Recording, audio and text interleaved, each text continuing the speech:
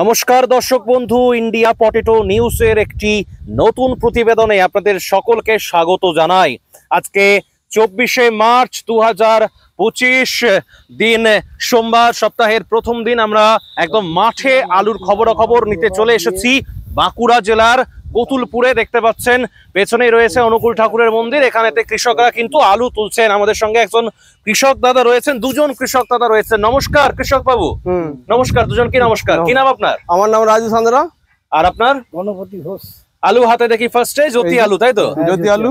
প্রথমে একটু বলুন তো যে আজকে যে আপনারা এই গ্রামটাতে আলু তুলছেন, এই গ্রামটার কি নাম? এই যে কতুলপুরে জলিঠা, শিরোমণিপুর জলিঠা। এই জলিঠা গ্রামে আপনারা যে আজকে আলু তুলছেন, মোটামুটি আলুর ফলন কেমন পাচ্ছেন বাবু? মোটামুটি 4.5-5টা হচ্ছে কাটাতে। অন্যান্য বছর যা ফলন হয় তার থেকে কি কম না বেশি? না, তার থেকে বেড়েছে ফলনটা। ফলনটা বেড়েছে, কিন্তু দামটা তো নাই। ফলন বাড়লেও দাম বাড়েনি। তাহলে কত দামে আজকে বিক্রি করছেন আলুটা? কত দাম হয়েছে আজকে? 360 টাকা দাম আছে ল্যাংটা আলু। মানে এটা শুধু মাঠের দাম? মানে এটা কি একদম প্যাকেটিং খরচা সহ নাকি শুধু শুধু আলুটির দাম? শুধু আলুটার দাম। প্যাকেটটির দাম 15 টাকা। আচ্ছা। আর এই তুলে নিয়ে গেলে আরো 25 টাকা খরচা আছে। এবারে প্যাকেটের দাম একটু বেড়েছে না? এই যে লেনো ব্যাগ যে দাম 15 টাকা বস্তা নিচে। আগে এটা যেন কত ছিল? ওইটা দাম ছিল 10 টাকা 11 টাকা। আজকে আলুর বাজার তাহলে কত বললেন? 360 টাকা। 360 টাকা, 350 থেকে 360 টাকা। এখানে দানা কেমন হয়েছে? মোটা দানা আছে, এই তো মোটা দানা দেখুন। এই তো দানাগুলো দেখুন। কোন স্টোরে রাখবেন না বিক্রি করবেন? হিমঘরে থাকবে। হিমঘর উদ্যোগ বলে যে কোল্ড স্টোরটি রয়েছে কতুলপুরের, সেই একদম সামনে, জমির সামনে। হ্যাঁ, সেই এই যে পেছনে যে স্টোরটি দেখা যায় সেই হিমঘরেতে রাখবেন, তাই তো? আলুর দাম তো কম। আজকে কালকের থেকে বাজার কতটা কেটেছে আপনাদের স্থানীয় এলাকায়? কালকের থেকে বাজার আজকে পার প্যাকেটে 10 টাকা করে কেটেছে। মানে প্রায় কুইন্টালে, আপনারা যেহেতু কুইন্টালে হিসেব করেন, কুইন্টালে মোটামুটি 20 টাকা প্যাকেটে দাম কেটেছে। বাজার এত কমে গেল আলুর দাম, মানে যাকে বলে তলানিতে ঠেকেছে। এই পরিস্থিতিতে কি বলবেন? কৃষক মহল কেমন রয়েছে বাবু?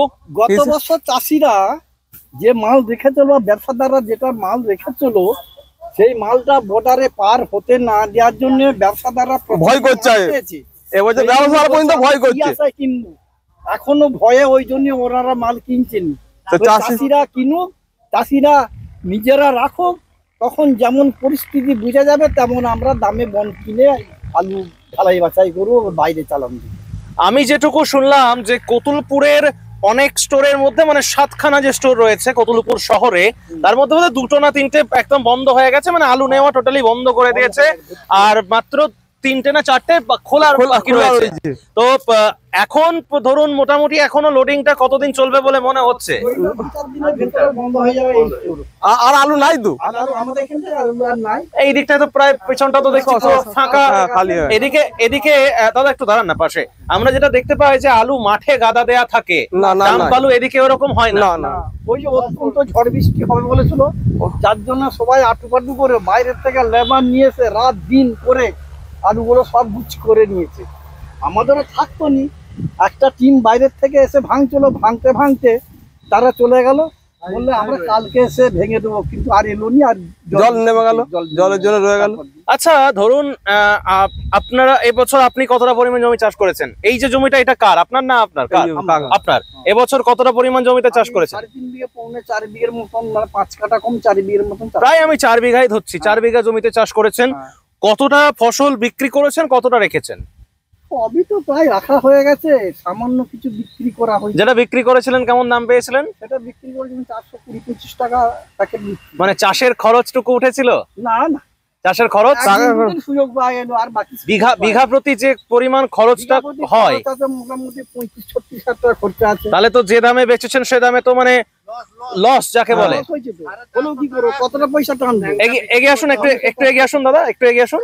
450 টাকা ন্যাংটা আলু বিক্রি হলে, আলু বিক্রি হলে, তবে সেটি চাষির টাকাটি উঠবে, শান্তি হবে। সব লস। দাদার কোন জমিটা? ওইদিকে ভাঙা হয়ে গেছে। তো দাদা আলু কতটা তুলে নিয়েছেন না আছে? না, মাইকটা একটু দেন ওনাকে, মাইকটা একটু দেন। হ্যাঁ বলুন। আমাদের আলু সব উঠে গেছে। রাখা আছে।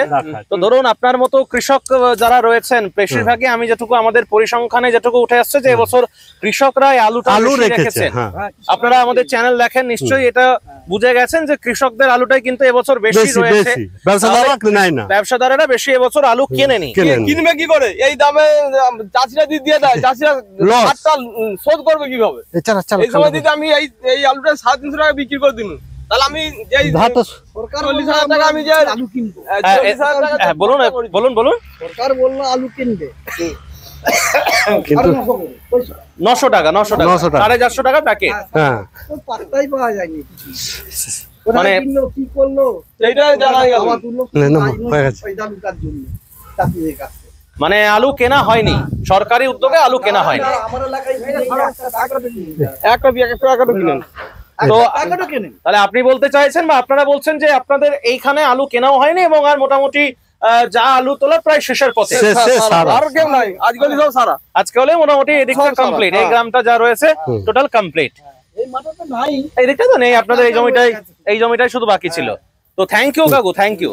তো দর্শক বন্ধু দেখতে পেলেন কতুলপুরের কৃষকরা আলুতেও কিন্তু ন্যায্য দাম পাচ্ছেন না। শুধু কতুলপুর বলে নয়, গোটা পশ্চিমবঙ্গের কিন্তু একই চিত্র। আমি সেটা আমাদের চ্যানেলের মাধ্যমে বারবার তুলে ধরছি।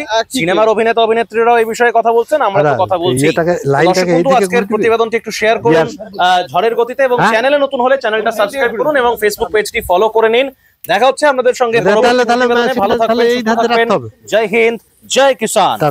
আলুর সব খবর এখন একটা অ্যাপে।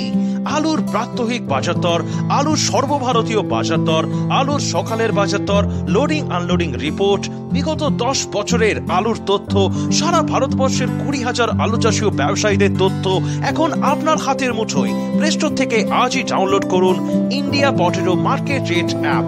2012 সাল থেকে প্রতি মুহূর্তে আপনার সঙ্গে।